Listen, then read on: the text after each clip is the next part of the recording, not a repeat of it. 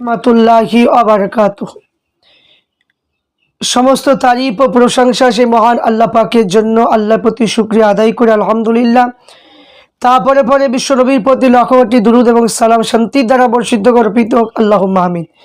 এবং সমস্ত আল্লাহর ওলিদেরকে ভালোবাসি এবং সারা জীবন ভালোবাসবো, এবং আল্লাহর ওলিদের রুহানি ফায়েজ আমাদের প্রত্যেকের কলবে যেন নসিব করুন, আল্লাহুম্মা আমিন। আজকে আলোচনা করব তাসাউফ তত্ত্ব। এই তাসাউফ তত্ত্ব কিতাব থেকে।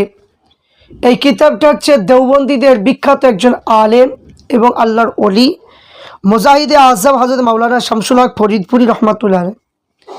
অনেকে কিছু আলেম কিছু বক্তা, সে দেওবন্দি হোক কিংবা আহলে হাদিস হোক, এরা বলে পীর ধরা যাবে না, মুরিদ হওয়া যাবে না, বায়াত হওয়া যাবে না। পীর মুরিদিয়া বা কি, সাধারণ মানুষগুলোকে গুমরা বানাচ্ছে, সাধারণ মানুষগুলোকে গুমরাহিত করছে। তো এরা বলছে যে পীর মানা যাবে না। পীর মানে কি, পীর আবার কি জিনিস, মা বাপের খিদমত করলেই তো হয়ে গেল, তাছাড়া পীর কাকে বলে এসব জানে না।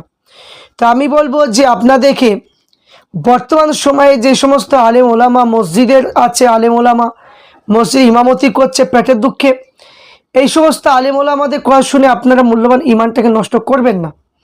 তাই আমি বলবো আপনাদের আকাবির শামসুল হক ফরিদপুরি রহমাতুল্লাহ আলাইহির তাসাউফ তত্ত্বটা পড়ুন, তাহলে অবশ্যই আপনারা এর উত্তর পেয়ে যাবেন। কারণ নবীকে দেখতে গেলে, পরেজগার মুমিন ব্যক্তি হতে গেলে, আল্লাহ রসুলের সঙ্গে সম্পর্ক তৈরি করতে গেলে হাক্কানি পীরদের বায়াত হওয়া লাগবে। মুরিদ হওয়া কিন্তু একবার জরুরি, মুরিদ কিন্তু আপনাকে হতেই হবে। আমি বলছি না, শামসুল হক ফরিদপুর রহমাতুল্লাহ আলাইহি বলছেন।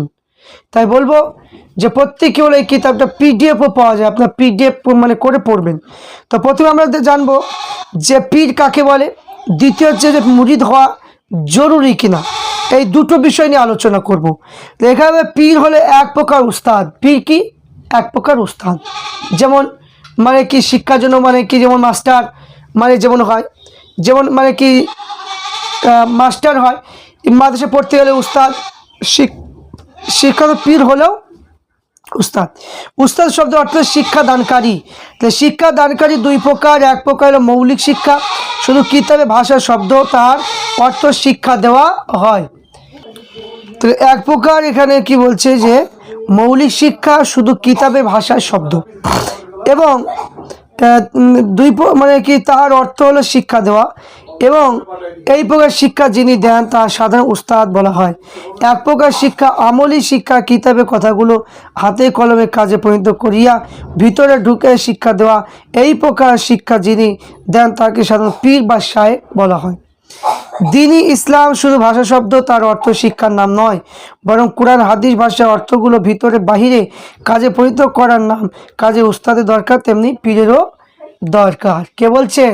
শামসুল হক ফরিদপুরি, দেওবন্দীদের বড় আলেম এবং ওলি। বুঝলেন তো?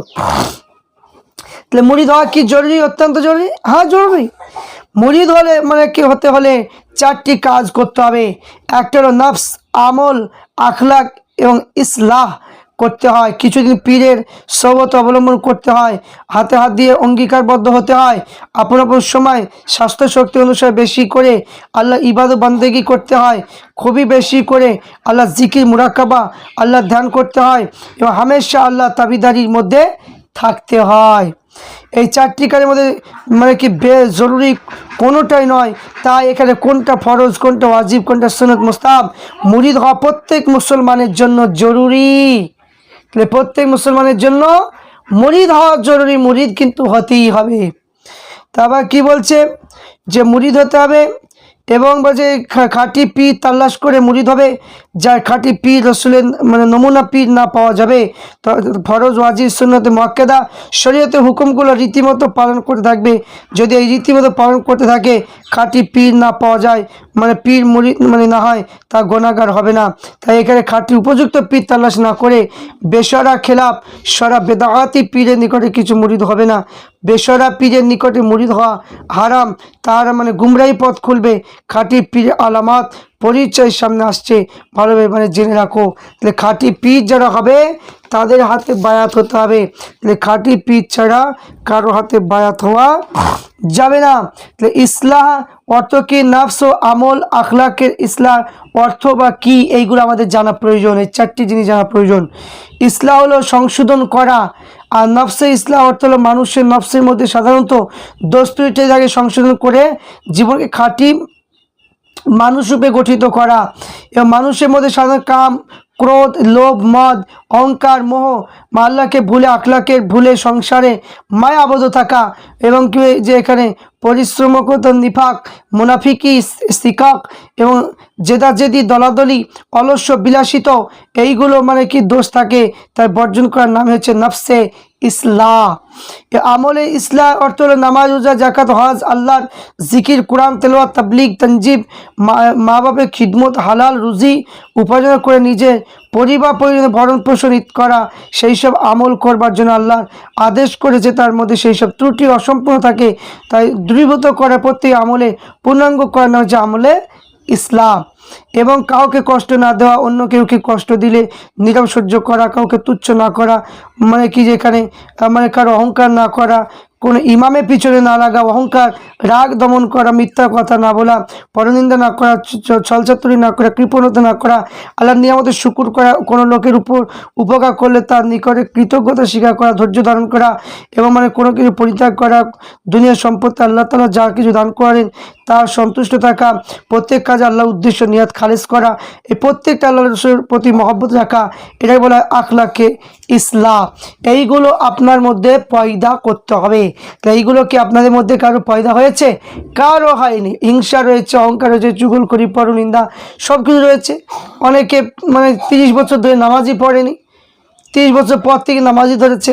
তারপরে মানে কি যে এখানে যেগুলো বলেছে যে মানে যে এখানে লোভ, লালসা, প্রত্যেকটা জিনিস এগুলো দূর করতে, সেগুলো তো সবই আমাদের মধ্যে রয়েছে।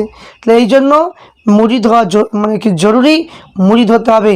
তাই শামসুল হক ফরিদপুরীর মানে কিতাব আপনারা রাখুন।